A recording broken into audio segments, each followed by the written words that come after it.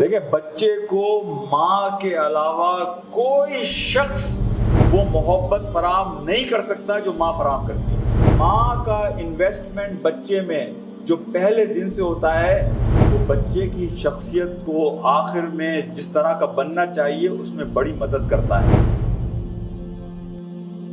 جب آپ پارٹنر بنتے ہیں نا، پارٹنر کا مطلب یہ نہیں ہوتا ہے کہ ہم اچھے حال میں ہوں گے۔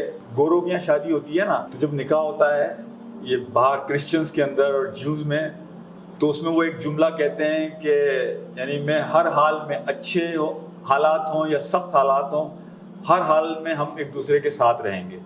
یہ نکاح کے بندھن میں بنتے وقت یہ چیز کہی جاتی ہے۔ جب رشتہ ہوتا ہے تو رشتے میں یہ بات آٹومیٹکلی بائی ڈیفالٹ انکلوڈیڈ ہے کہ مشکل حالات ہوں یا اچھے حالات ہوں، دونوں ایک دوسرے کا سہارا بنیں گے، دونوں ایک دوسرے کا ساتھ دیں گے۔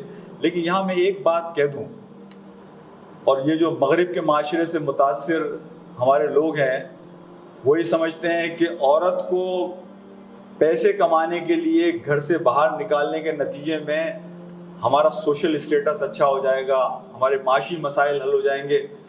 یہ ہو سکتا ہے کہ آپ کے معاشی مسائل حل ہو جائیں، لیکن بخدا اس کی جو قیمت آپ دیتے ہیں اس قیمت کا آپ کو اندازہ نہیں ہے۔ دیکھیں بچے کو ماں کے علاوہ کوئی شخص وہ محبت فراہم نہیں کر سکتا جو ماں فراہم کرتی ہے۔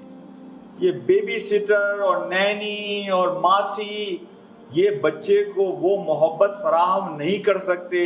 دیکھیں بچے کے لیے جو ایموشنل ڈیولپمنٹ ہے بچے کی، یہ جو بچے کو آپ اس کا ڈائپر چینج کرتی ہیں، آپ اس کو دودھ پلاتی ہیں، وہ روتا ہے آپ اس کو اٹھاتی ہیں، بخدا اسے ہم کہتے ہیں ایموشنل ڈپازٹ۔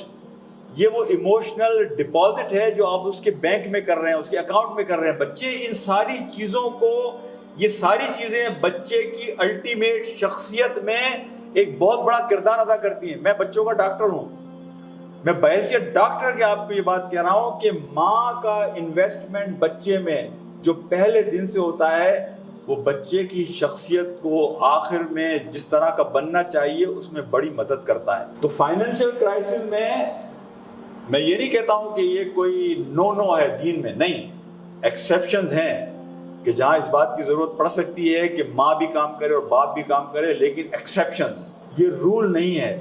اس لیے کہ ماں کی ذمہ داری گھر ہے، اور بخدا یہ عورت کے ساتھ وہ لوگ بڑا ظلم کرتے ہیں کہ جو عورت کو چاہتے ہیں کہ وہ نوکری بھی کرے، پھر وہ گھر آ کر بیوی بھی بنے اور پھر بچوں کی ماں بھی بنے، اور وہ باقی ساری ذمہ داریاں بھی پوری کرے کہ وہ ساس سسر کا بھی خیال کرے اور باقی رشتہ داروں کو بھی خیال کرے۔ آپ اندازہ لگائیے کہ آپ نے عورت کی ذمہ داری تو کوادرپل کر دی، 4 گنا بڑھا دی، کہ وہ نوکری بھی کرے، وہ شوہر کے لیے اچھے کھانے بھی بنائے، وہ ماں بھی بنے۔ کتنے کردار ادا کرے گی وہ؟ اس کے نتیجے میں کہیں نہ کہیں تو اسے کمپرومائز کرنا پڑے گا۔ بچے متاثر ہوتے ہیں، اسی لیے آج آپ اگر باہر جا کے دیکھیں، میں یہ دیکھتا ہوں ماؤں کو صبح 6 بجے وہ بچوں کو ڈراپ کر رہی ہوتی ہیں، 5:30 بجے بچوں کو نینی کے پاس اور بیبی سٹر کے پاس چھوڑ رہی ہوتی ہیں۔ بچتا کیا ہے ان کے پاس نوکری کے بعد مجھے نہیں پتا۔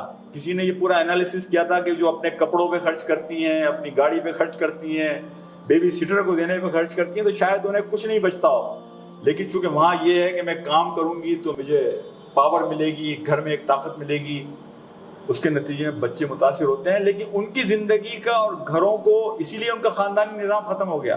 اور میں یہ نہیں کہہ رہا، میں کہہ رہا ہوں مغرب میں لکھے جانے والی جدید کتابوں میں یہ بات کہتے ہیں وہ کہ ہمارے خاندانی نظام کو تباہ کرنے کا سب سے بڑا سبب یہ ہے کہ ہم نے گھر سے عورت کو نکالا۔ آج کے مغرب کے وہ لوگ کہ جو انالیسس کر رہے ہیں گھروں کی تباہی، خاندان کے نظام کی تباہی کی، اس کی سب سے بڑی وجہ یہ ہے کہ ہم نے عورت کو گھر سے نکالا معاش کی تلاش میں۔